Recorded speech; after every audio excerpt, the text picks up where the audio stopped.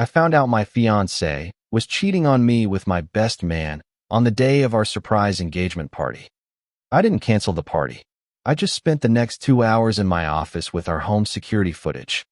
When it was time for my proposal speech, I dimmed the lights, turned on the projector, and their faces went ghost white.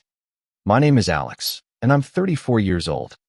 For the last 5 years, I believed I was the luckiest man on the planet. I was in love with a woman named Jenna. She was vibrant, intelligent, beautiful, the kind of woman who lit up a room just by walking into it. We had a life that felt like something out of a movie. We'd renovated a beautiful old house together. We had a circle of incredible friends, and we were, I thought, building a future, brick by perfect brick. The final brick was the engagement, and I had planned the perfect moment to lay it. It was a surprise party, a massive one. I had spent a month in a flurry of secret phone calls and clandestine planning. I'd invited over 100 of our closest friends and family, flying her parents in from out of state. I'd hired caterers, a string quartet to play in the garden, and transformed our home into a romantic wonderland, filled with fairy lights and roses. In my desk drawer, nestled in a velvet box, was a ring I had spent 3 months of my salary on, a classic, elegant diamond that I knew she would love. This was supposed to be the single greatest night of our lives. A perfect memory we would tell our grandchildren about. Instead, it became a public execution. The day of the party was a blur of controlled chaos. The caterers were setting up in the kitchen, the florists were arranging bouquets, and I was running around like a madman, making sure every detail was perfect. Jenna was out for a spa day with her friends, a decoy I had arranged to get her out of the house. Our best man, Chris, was supposed to be my right hand, my co-conspirator in this grand romantic gesture. Chris and I had been best friends since college. We were more like brothers. He was the first person I called when I got a new job, the person I leaned on when my father passed away. He was a constant, steady presence in my life, and in ours as a couple, he had helped me pick out the ring. He had helped me come up with the spa day alibi. He was, I thought, my most trusted ally. The depth of that particular betrayal is a wound that I suspect will never fully heal. Around 2 p.m., just a few hours before guests were scheduled to arrive, I was in my home office, putting the final touches on the slideshow. It was a collection of our best photos from the last 5 years, trips we'd taken, holidays, goofy selfies. It was set to our favorite song. The plan was to play it on a giant projector screen I'd set up in the backyard right before I proposed. I had my laptop connected to our shared cloud account to download a few final pictures from Jenna's phone. As the files were syncing, a new folder I didn't recognize popped up. It was titled JNC. My first thought was that it was a project she was working on, maybe for a client named John or Charles. I almost ignored it, my mind preoccupied with chilling the champagne and checking on the caterers. But a cold, prickling sensation ran up the back of my neck. A flicker of wrongness I couldn't explain. Curiosity, a damnably fatal instinct, got the better of me. I clicked it open. The folder wasn't for a client. It contained dozens of photos. And the C in JNC wasn't Charles. It was Chris. They were intimate photos. Selfies of them, wrapped in each other's arms, taken in hotel rooms. Pictures of them kissing, smiling, their faces flushed with a secret shared passion. And then, the picture that shattered my world into a million tiny sharp pieces. A picture of them, tangled in the sheets of my bed, in my house, the headboard I had built with my own hands visible behind them. It was time-stamped from a week ago, a night I was on a business trip. The air left my lungs in a single, silent gasp. My vision tunneled. The sounds of the party preparations outside, the clinking of glasses, the murmur of the staff, faded into a dull, distant roar. It was a physical shock, like being plunged into ice water. My mind simply couldn't process the reality of the image on the screen. It was a betrayal on a level I didn't know was possible. My future wife, my best friend, in my bed. Numbly, my fingers moving as if they belonged to someone else, I navigated to our synced messages. I typed Chris's name into her search bar. And there it was. Months of them. A secret history unfolding in a sickening scroll of texts. They weren't just about the affair. They were filled with a casual, cruel mockery of me. Alex is so predictable. One of Jenna's texts read, "He's planning something big for Saturday. I think he's finally going to propose. It's so sweet how clueless he is." Chris's reply, "Let him have his big moment. You can break it off with him next week. Just make sure you get that ring first. We could use the money." Another from Jenna, "God, I can't wait to be done with this. Done with his boring stories, his safe little life. I want real passion. I want you." The words were like acid, dissolving everything I thought was real. My love for her, my friendship with him, our entire life together. It was all a lie, a long con. They were playing me, waiting for the perfect moment to cash in and disappear. The surprise party I was throwing wasn't just a celebration of our love. It was the final scene of their cruel, elaborate heist. My first instinct was pure white-hot rage. I wanted to smash the laptop. I wanted to scream. I wanted to call them both and unleash a torrent of fury.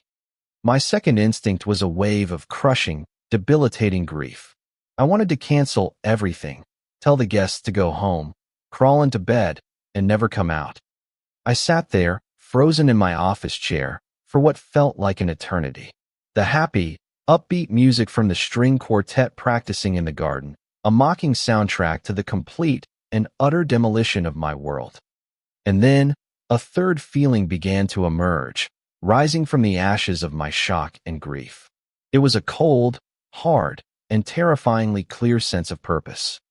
They wanted a show. They wanted a big moment. Fine, I would give them one. They weren't going to get away with this. They weren't going to get to just walk away, laughing, with my money and my dignity. They were going to be held accountable, and the stage for their judgment was already set, the audience already on its way.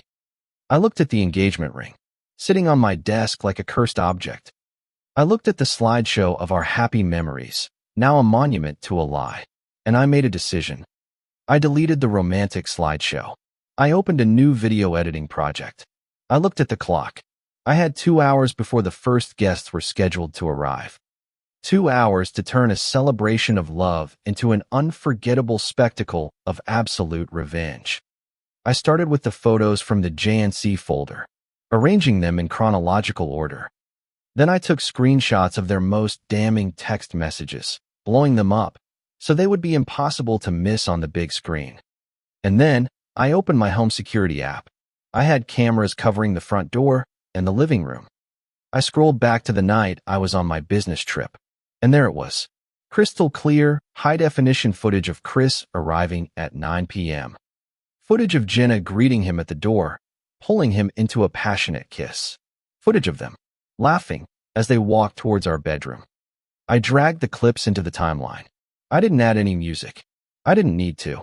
The silence of the security footage, the cold, emotionless reality of it, was more powerful than any sad song. I rendered the video, a 5-minute-long masterpiece of betrayal, and I relabeled the file Our Future. By the time the first guests started to arrive, I was a different man. The heartbroken, devastated Alex was gone, replaced by a calm, focused actor playing the part of a lifetime. I was the gracious host, the man of the hour, the happy, expectant fiancé. I greeted Jenna's parents at the door, hugging her mother, shaking her father's hand. "We're so proud of you, Alex," her father said, clapping me on the shoulder. "You make our daughter so happy." The irony was a physical weight in my chest. Chris arrived soon after, all smiles and back pats. "You ready for the big moment, buddy?" he whispered, handing me a glass of champagne. I looked him right in the eye, my face a perfect mask of cheerful anticipation. "I couldn't be more ready," I said, and the double meaning was a secret, savage pleasure. And then Jenna arrived. She was stunning. She had bought a new dress for the occasion, a beautiful white one. The symbolism was nauseating. She walked in, saw the crowd of 100 people shouting surprise, and she put on a flawless performance of shock and joy. She ran to me, threw her arms around my neck, and kissed me deeply. "Oh my God, Alex," she whispered in my ear. "This is perfect. Everything is perfect. It took every ounce of my self-control not to recoil from her touch. For the next hour, I played my part. I mingled. I accepted congratulations. I watched Jenna and Chris from across the room, watched them exchange a quick, secret glance. A tiny triumphant smirk. They thought they had everyone fooled. They thought they were the puppet masters, and I was just the happy, clueless puppet. They had no idea. I was the one pulling all the strings. Finally, the moment came. Chris, as the best man, took the microphone. He gave a heartfelt, beautiful speech about our friendship, about how he had watched our love blossom, about how he knew from the start that Jenna was the one for me.